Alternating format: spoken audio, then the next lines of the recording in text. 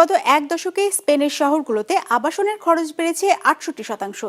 এজন্য দায়ী করা হচ্ছে মাত্রাতিরিক্ত পর্যটন ব্যবসাকে। তাই এবার পর্যটক ঠেকাতে বিক্ষোভে নেমেছেন ইউরোপের জনপ্রিয় পর্যটন শহর বার্সেলোনার জনগণ। তাদের ভাষায়, ভ্রমণ পিয়াসীদের কারণে আবাসন খাতে লাগামহীন ব্যয় জনজীবনকে বিপর্যস্ত করে তুলেছে। ডেস্ক রিপোর্টে বিস্তারিত। ২৫০টিরও বেশি ডিজাইন অপশন নিয়ে ওয়ালটন স্মার্ট ফ্রিজ, বোঝে আপনার প্রয়োজন। বার্সেলোনায় এভাবেই স্থানীয়দের আক্রমণের শিকার হতে হয় পর্যটকদের। জনপ্রিয় পর্যটন এলাকার রেস্তোরাঁয় বসা ভ্রমণকারীদের কেবল বকাঝকা করেই ক্ষান্ত হয়নি স্থানীয়রা। খেলনা বন্দুক দিয়ে পানীয় ছুঁড়ে মারা হয়। খাবার খাওয়া অবস্থায় ভেজে গিয়ে পড়েন চরম অস্বস্তিতে। খাবারের সাথে সাথে হজম করতে হয়েছে ভৎসনাও। রাস্তায় তখন কয়েক হাজার বিক্ষোভকারীর সমাবেশ। অতিমাত্রায় পর্যটনের বিরোধিতা করে স্লোগান দিচ্ছিলেন তারা। প্ল্যাকার্ডে লেখা, বার্সেলোনা বিক্রয়ের জন্য নয়, পর্যটকরা বাড়ি ফিরে যান। দুটি গুরুত্বপূর্ণ ইস্যুতে আমি রাস্তায় প্রতিবাদে সামিল হয়েছি। প্রথমটি গণপর্যটনের উপর ভিত্তি করে অর্থনৈতিক মডেলের বিরুদ্ধাচারণ, কারণ এটি আমাদের আরও গরিব করে ফেলে, একই সাথে আরও বেশি পরনির্ভরশীল করে তোলে। অন্যদিকে এটি আবাসন খাতে খরচ বাড়ায়, যা এই মুহূর্তে একটি উদ্বেগজনক ও যন্ত্রণাদায়ক সমস্যা। রেস্তোরাঁ ও হোটেলগুলির মালিকরা সত্যি প্রচুর অর্থ উপার্জন করে, তবে সাধারণ লোক খুব দরিদ্র অবস্থায় রয়েছে। তাদের বেঁচে থাকার জন্য পর্যাপ্ত অর্থকড়ি নেই। এটা অবশ্যই বড় একটা সমস্যা।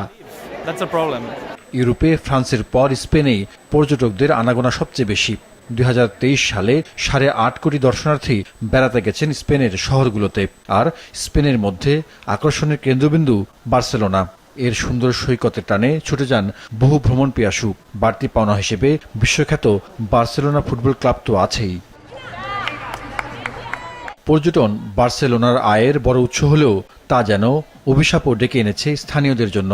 এক হিসেবে দেখা গেছে, গত এক দশকে স্পেনের শহরগুলোতে আবাসনের খরচ বেড়েছে ৬৮%।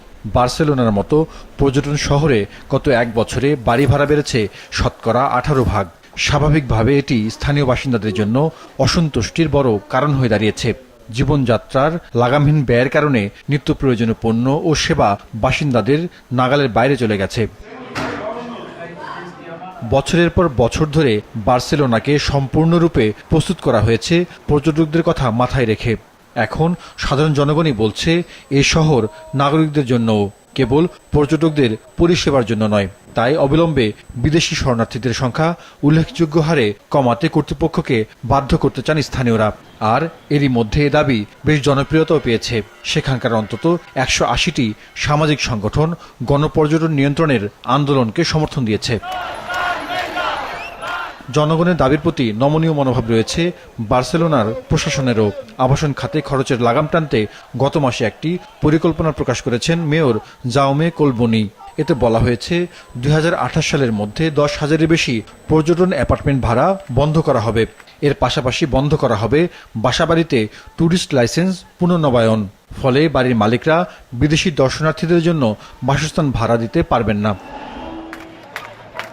খেলাধুলা বা পর্যটকের ভিড় হয় এমন কোনো আয়োজনই চাইছে না বার্সেলোনায় বসবাসকারীরা। গত জুনে শহরের কেন্দ্রস্থলে অনুষ্ঠিত হয় রেসিং কারের ফর্মুলা 1 প্রতিযোগিতা।